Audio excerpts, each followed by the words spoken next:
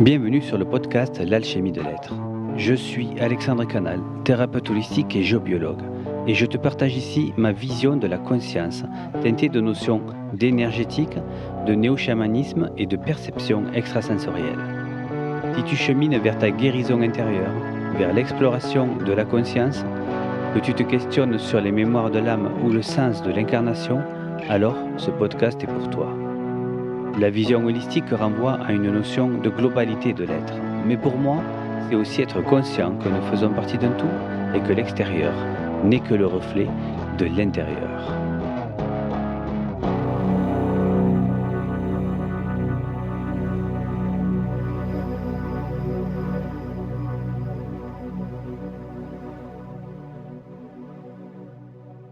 Et aujourd'hui, je vais vous parler des voyages hors du corps, ce qu'on appelle les sorties hors du corps, les voyages astraux, etc. Qu'est-ce qui se cache derrière ce terme? Et c'est surtout qu'il faut savoir qu'en fait, il existe deux sortes de ce qu'on pourrait appeler les sorties hors du corps. Et aujourd'hui, pour éviter tout amalgame et pour éclaircir les consciences, je vous propose de vous expliquer en détail la différence entre les deux. Donc, dans ce premier épisode, je vais consacrer surtout à la première sortie, ce qu'on appelle la véritable sortie, le voyage astral. Et dans l'épisode suivant, je vous détaillerai l'autre façon de le faire qui se rapproche plus du chamanisme. Alors en fait, j'ai fait un stage avec Marc Auburn, j'ai pu le rencontrer plusieurs fois d'ailleurs, qui est le grand nom en France de la grande référence en fait de sortir du corps, du voyage astral. Donc c'est ce qu'on appelle un voyageur avec un grand V, comme lui se définit. Il a la capacité de sortir du corps depuis tout petit et en fait, il a dû chercher plein de choses parce qu'effectivement, il était très seul au début et je vais vous expliquer un petit peu ce qu'il a trouvé par lui-même, hein, ce qui vient totalement donc de ses expériences. Et c'est ça que j'aime bien chez lui, c'est quelqu'un qui est très, très ancré, pas du tout perché et donc voilà, dans son stage, il nous a entraîné, expliqué différentes techniques et je vais vous partager un petit peu aussi les résultats que j'ai eus. Alors cette sortie astrale, en fait, elle peut s'apparenter à ce qu'on pourrait vivre dans une expérience de mort imminente. Ces expériences proches de la mort, dont témoignent les personnes qui ont failli décéder et qui sont revenues, qui sont en fait plus exactement décédées provisoirement, parce qu'il faut un arrêt total des fonctions cérébrales, et qui sont revenues donc en témoignant par exemple la vision d'un tunnel, etc. Et ces sorties hors du corps, en fait, portent certains points clés communs, comme le fait vraiment de se sentir totalement glissé hors du corps et de se sentir flotter, de pouvoir avoir une vision à 360 degrés, avec des détails incroyables, puis le fait de pouvoir traverser les murs, voilà, retourner un peu à l'état de fantôme, en fait, en quelque sorte. Et c'est une expérience qu'on fera tous, en fait, au moment de notre vie, de notre mort, je veux dire, à la fin de notre vie. Et dans notre vie, on peut trouver, en fait, des moyens, il y a des techniques, en fait, pour recréer momentanément cette dissociation entre le corps physique et ce qu'on pourrait appeler l'âme. Alors, à ce sujet, donc, je vais définir précisément ce concept de différents corps selon cette approche-là. Selon l'expérience de Marc Auburn, ce qu'il explique, c'est que nous avons donc un véhicule physique, qui est le corps qui nous sert à expérimenter la matière, en fait. Voilà, tout simplement. Mais qu'il y a bien une âme, en fait, quelque chose qui est venu expérimenter cette incarnation, et elle a besoin donc de ce véhicule physique pour réinteragir avec des autres personnes et pour s'accrocher à la matière.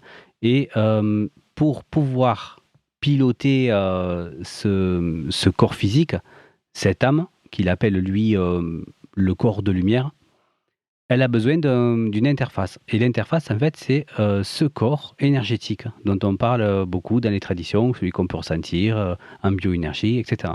En fait, c'est donc l'énergie. Je vous renvoie à un de mes premiers podcasts qui s'appelle Percevoir l'énergie, qui explique un petit peu en détail ce que c'est, voilà, ce qu'on peut rappeler la matière énergétique. C'est en fait, pour revenir un petit peu dessus, c'est une sorte de matière effectivement, mais qui vibre pas à la même fréquence en fait que la matière physique. C'est quelque chose qui est plus subtil que la matière, mais qui est plus dense effectivement que d'autres plans qui sont beaucoup plus subtils.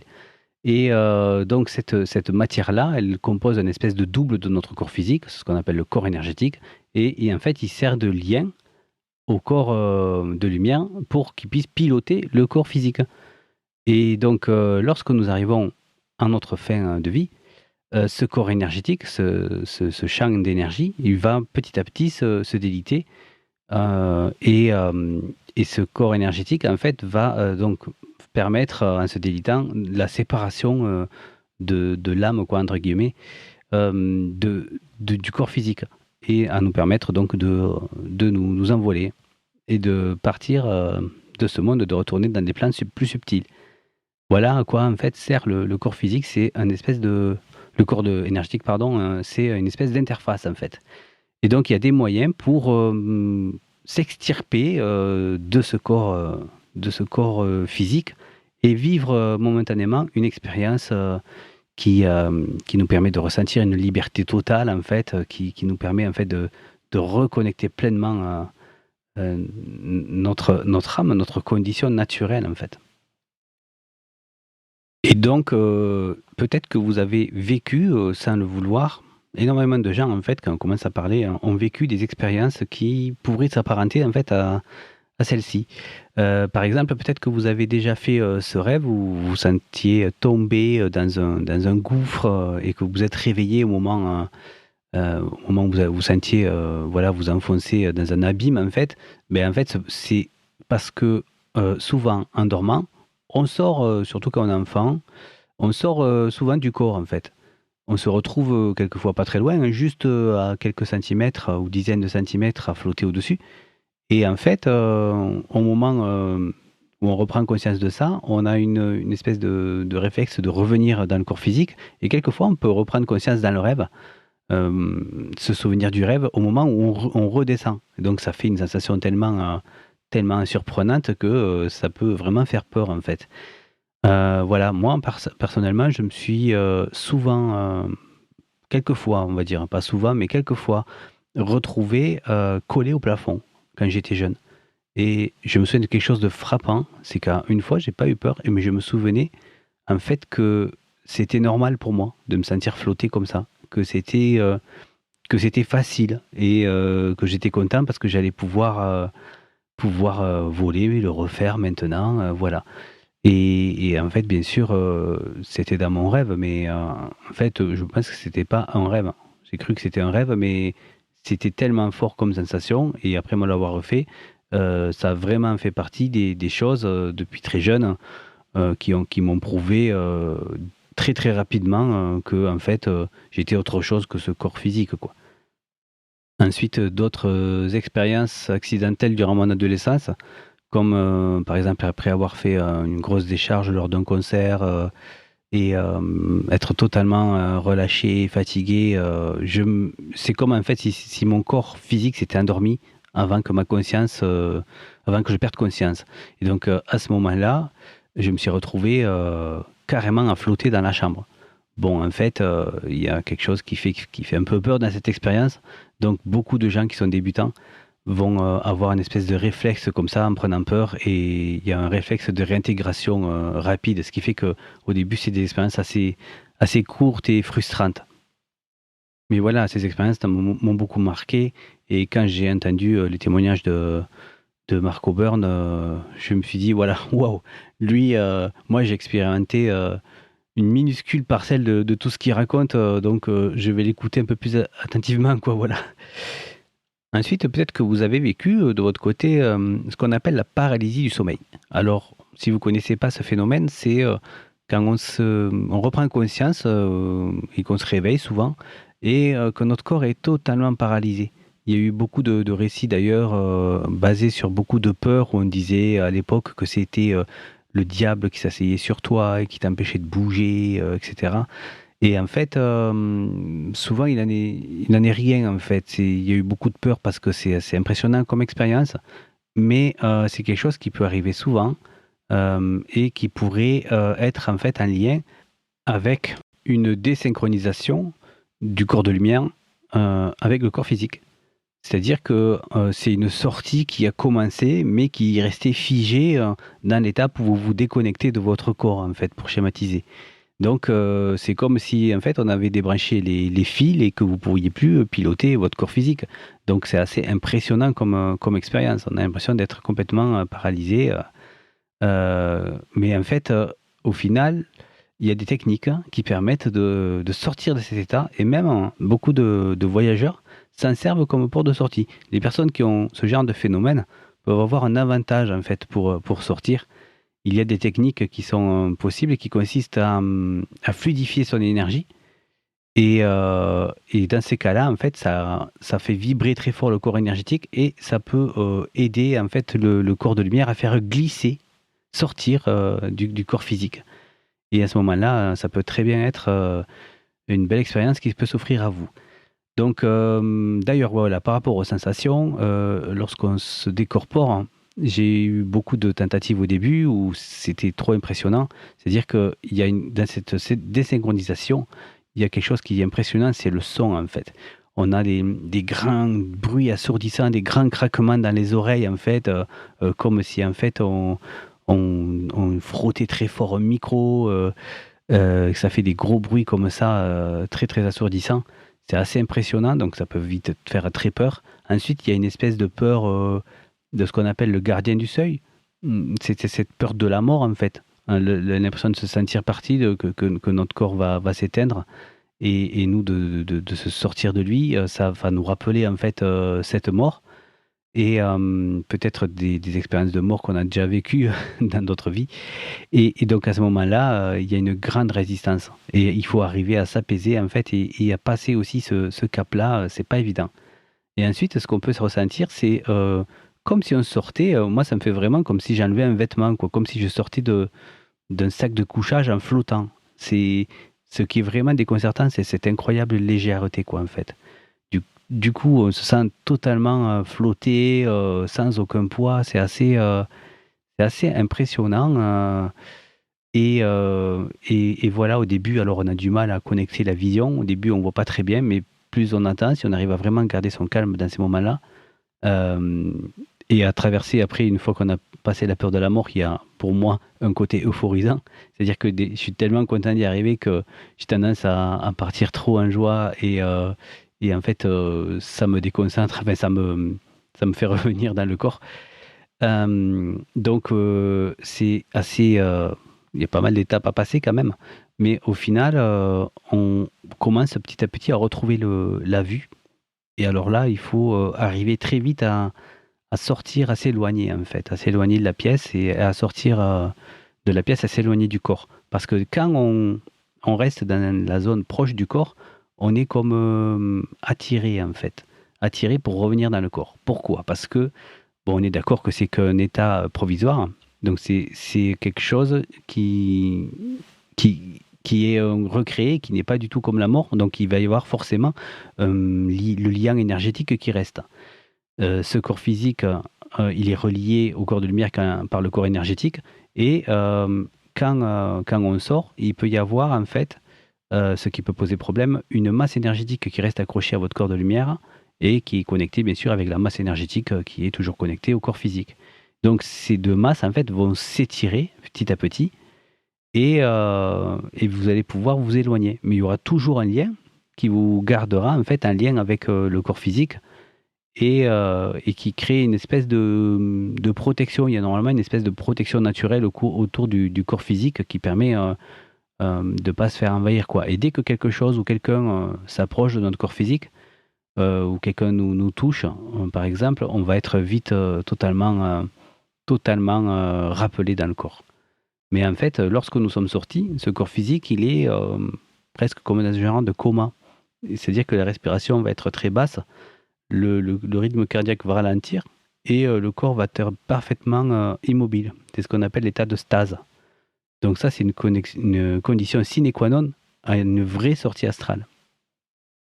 Donc après, le corps de lumière, lui, est beaucoup plus subtil que le corps énergétique en lui-même. Alors quelquefois, cette charge énergétique, elle peut poser problème en fait, elle peut nous alourdir et ça peut être difficile de s'éloigner, de s'extirper de la chambre et de s'éloigner du corps. Donc je vais vous partager 3 expériences que j'ai fait avec ce type-là de sortie. Donc à savoir que bon, je ne suis encore pas au stade où j'arrive à changer de dimension, pas consciemment en tout cas. Mais voilà, j'ai réussi quand même à me balader un petit peu. Alors je vais juste vous partager ces expériences-là. Déjà, il y a une fois où je suis arrivé à sortir et je sentais que j'allais être réaspiré par mon corps. Alors vite, en fait, j'ai posé une intention de sortir de chez moi. Et j'ai posé cette intention à la va-vite, donc en fait, ça m'a amené directement en fait devant mon portail dans la rue et effectivement, j'étais sorti de chez moi quoi, terrain compris. Donc et là, je commençais à regarder un petit peu. Il faut savoir qu'au bout d'un moment, la vision s'éclaircit et on voit des couleurs, des choses qui sont complètement différentes. En fait, il fait nuit, mais on voit des particules de lumière un peu partout. C'est des couleurs bizarres. Enfin, c'est éclairé comme c'est la nuit, mais c'est éclairé en même temps. Je ne sais pas trop comment expliquer. Et en fait, j'ai commencé à percevoir vers le bout de la rue des personnes qui m'ont vu en fait. Mais en fait, ces personnes-là, c'était pas des vraies personnes. C'était pas en tout cas des personnes vivantes. Je pense, en fait, avec le recul, que c'était des présences. Effectivement, on peut souvent voir des présences qui se baladent, des défunts, des êtres désincarnés, qui se baladent, en fait, quand on est hors du corps. On peut se retrouver et voir interagir avec eux facilement. Donc, ce qui est fou, c'est qu'ils m'ont perçu aussi et il y a eu comme, j'ai senti, en fait, puisque toutes les sensations, tout est décuplé, un moment de surprise, quoi. De surprise mutuelle, en fait, j'ai envie de dire.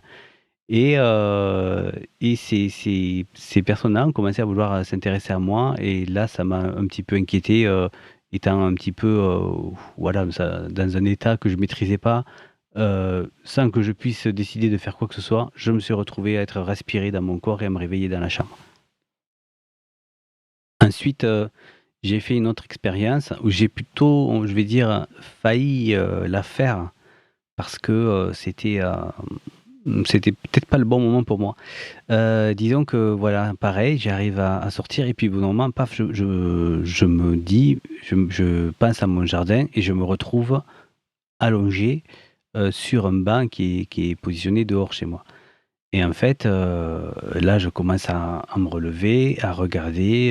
Je regardais le ciel partout, en commençant à m'émerveiller. Et oui, dans ce genre de sortie, en fait, on peut aussi voir son propre corps, hein. On voit un corps lumineux, un corps physique. Et en fait, on sent aussi cette différence entre le corps énergétique, les résidus en fait énergétiques qui sont venus avec nous, qui recouvrent un petit peu notre corps comme si on avait une seconde peau dessus. Et cette énergie-là, il faut apprendre en fait à s'en défaire, à l'enlever pour s'alléger, pour pouvoir gagner en fluidité vibratoire, quoi, et échanger plus facilement et bouger plus facilement. Donc, je commence à vouloir voler, donc je retrouve cette sensation comme quand j'étais jeune et je sens un peu, ce poids effectivement et là, en fait, je regarde le ciel et de suite, j'ai qu'une envie en fait, c'est de partir dans le cosmos. Donc je me laisse, vite, partir. J'étais à peu près, quelques mètres au-dessus du toit de la maison et là, en fait, j'ai pris un coup de pied, j'ai rien compris et je me suis retrouvé réintégré dans le corps, ouvrir les yeux. Et en fait, comme si on n'avait pas voulu que je fasse, cette expérience-là, quoi. Quelque chose m'a empêché de la faire.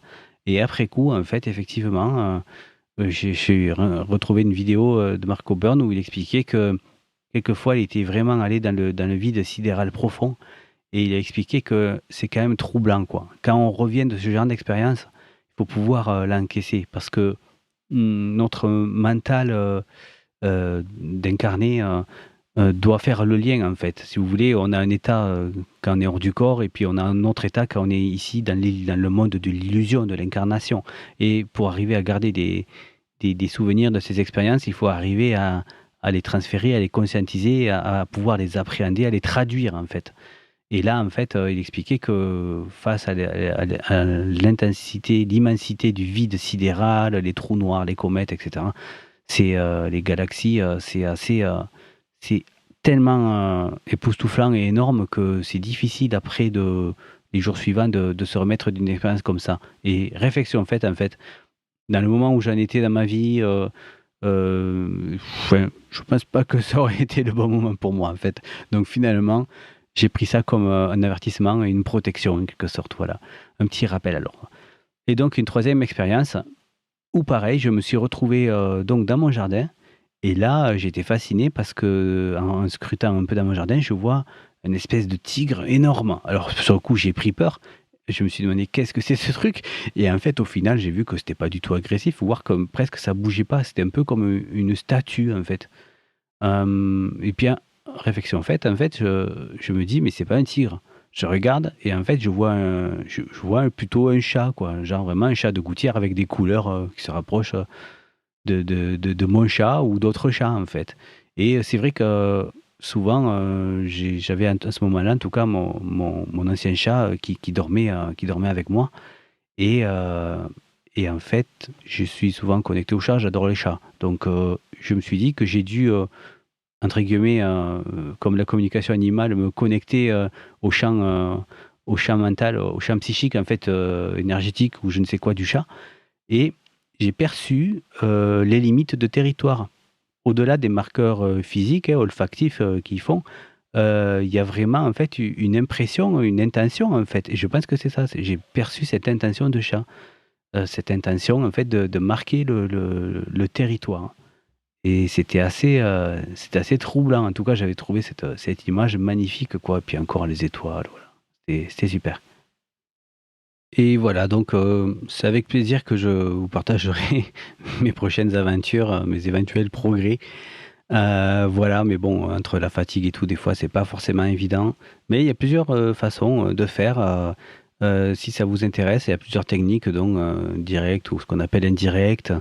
Il y a, il y a des vidéos d'un russe qui s'appelle des explications qu'on trouve de Raduga, des vidéos sur les méthodes indirectes de sortir du corps. Il y a des youtubeurs aussi comme Borvo Conscience ou Sen Haïté qui sont des voyageurs aussi, qui ont déjà eu des interviews en commun avec Marco Byrne justement. Voilà, donc c'est vraiment une voie d'exploration qui est finalement sans danger, contrairement à ce qu'on croit. Il y a beaucoup de croyances avec, oui, si la corde d'argent qui nous relie au corps qui se brise, etc. En fait, c'est donc ce lien, on parle de la corde d'argent, on parle de ce lien qui relie le corps de lumière au corps physique, qu'il n'y a que les gens qui ont un corps biologique, qui sont incarnés dans un corps biologique, qui ont ce lien-là. Et ce lien-là, en fait, il n'est pas au nombril comme le prétendaient certaines traditions, mais plutôt derrière la nuque. Et en fait, il s'étire comme un fil qui devient quasiment invisible, quoi. Et c'est lui qui nous rappelle à l'ordre lorsque le corps est dérangé. Et en fait, ce lien ne peut pas se couper comme ça, quoi. C'est pas possible.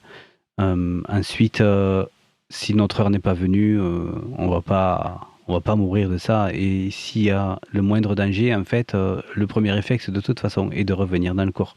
Donc, on peut pas se perdre, on peut pas, voilà, on n'est jamais perdu, on peut jamais risquer quoi que ce soit, puisque de toute façon, il y a toujours ce processus d'urgence qu'aucune présence ou de rien au monde ne peut bloquer, quoi. Donc, c'est vraiment une expérience qui est sécure normalement. À part pour des personnes qui pourraient avoir fragilisé grandement éventuellement leur structure énergétique avec des grosses prises de drogue ou de l'alcoolisme ou des choses comme ça qui peuvent endommager effectivement ces capacités naturelles. Mais bon, voilà, ça c'est autre chose. En fait, voilà, donc ça c'est la première façon de voyager qui est la voie royale en quelque sorte, hein, qui n'est pas forcément facile à réaliser, mais qui normalement devrait être accessible à tout le monde. Il n'y a pas besoin d'être dans un niveau vibratoire ou quoi que ce soit de particulier pour le vivre. Donc ensuite, je vous parlerai de la seconde sorte qui, elle, s'apparente plutôt au voyage chamanique. C'est-à-dire, c'est plutôt un genre de projection de notre corps énergétique, d'une extension de notre corps énergétique, donc à l'extérieur de nous, et qui reste toujours relié à notre corps énergétique et notre corps physique en même temps. Et dans cette extension, on place une partie de notre conscience. Et cette extension-là, elle va vivre une expérience qui peut être dans ce monde de la matière ou aussi dans d'autres mondes, dans des mondes psychiques, des mondes intérieurs, des mondes émotionnels, des liens avec les plantes ou peu importe. Voilà, j'en parlerai plus en détail. Mais donc, je vous dis à bientôt pour le prochain épisode. Je te remercie de ton écoute. J'espère que cet épisode t'a parlé. S'il t'a plu, n'hésite pas à le liker et le partager. Tu peux suivre mon actualité sur mon site alexandrecanal.net, sur Instagram alexandre.canal.alchimie ou sur ma page Facebook, l'alchimie de l'être. À très bientôt.